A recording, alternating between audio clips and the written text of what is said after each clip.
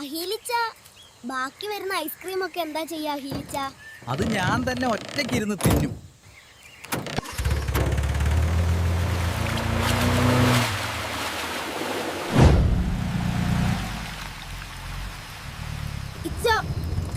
നമ്മള് കുറേ നേരായാലും പോന്നു, ഇതുവരെ എരവിൽ റോഡ് എത്തില്ലേ? മക്കളെ, എനിക്കും വഴി തെറ്റിന്ന് തോന്നുന്നേ. ഇനി ഇപ്പൊ എന്താ ചെയ്യാ? അയ്യോ, ഉമ്മ ഇന്ന് ഞങ്ങളെ കൊല്ലും. ഉമ്മ അറിയാതെയാ ഞങ്ങള് പുറത്തിറങ്ങിയേ. നിങ്ങൾ പേടിക്കണ്ട മക്കളെ, എനിക്കറിയാവുന്ന ഒരാളുണ്ട്. അയാളുടെ അടുത്തേക്ക് പോകാം. അയാൾക്ക് വഴി അറിയാം. അയാളെയും കൂടി നമുക്ക് വീട് കണ്ടുപിടിക്കാം. ഷാസിയ, പേടിക്കണ്ട. ഇച്ച പറഞ്ഞില്ലേ, നമുക്ക് അയാളെയും കൂട്ടി ഉമ്മാന്റെ അടുത്തേക്ക് പോവാം. അയാള് സംസാരിച്ച് ഉമ്മാനെ സമാധാനിപ്പിച്ചോളും. അങ്ങനെ പറഞ്ഞു കൊടുക്കാം ഇത് മോനെ. എല്ലാം നമുക്ക് സോൾവ് ചെയ്യാം.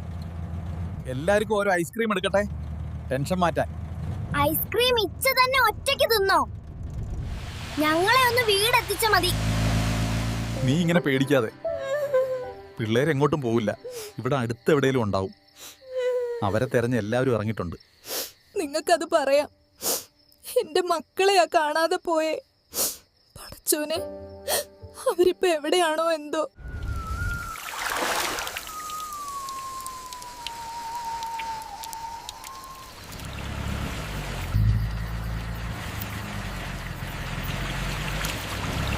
പിള്ളേരെ, സ്ഥലം എത്തി.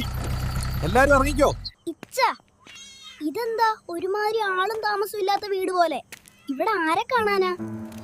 ഇവിടെയാണ് എന്റെ മുതലാളി താമസിക്കുന്നത്. മുതലാളി ഈ വഴി തെറ്റിയ പിള്ളേർക്കൊക്കെ വഴി പറഞ്ഞു കൊടുക്കാനായി വാടകയ്ക്കെടുത്ത വീടാണിത്. ഇവിടെ കളിക്കാൻ ബാറ്റുണ്ട്, ടോർച്ചുണ്ട്, അലക്കാനും അലക്കിയത് ഉണക്കിയിടാനും സ്ഥലമൊക്കെ ഉണ്ട്. ഒന്നും പേടിക്കണ്ട. ഇച്ച, ഞങ്ങൾ ഇവിടെ താമസിക്കാനല്ല വന്നേ, വീട്ടിലൊന്ന് എത്തിച്ചു തന്നാ മതി.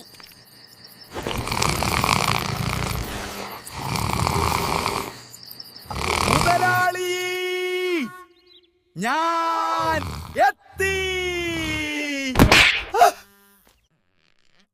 പേടിച്ചു പോയല്ലോടാ കൊരങ്ങ. ഇങ്ങനെയാണോടാ ഒരുത്ത ഉറങ്ങുമ്പോ ഉറക്കത്തിൽ നിന്നും വിളിക്കുന്നേ? ഒരു സർപ്രൈസ് തന്നതാ മുതലാളി.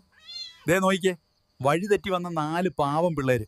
ഇവർക്ക് വീട്ടിലേക്ക് പോകാനുള്ള വഴി പറഞ്ഞു കൊടുക്കാൻ കൊണ്ടുവന്നതാ. അയ്യോടാ പാവങ്ങൾ.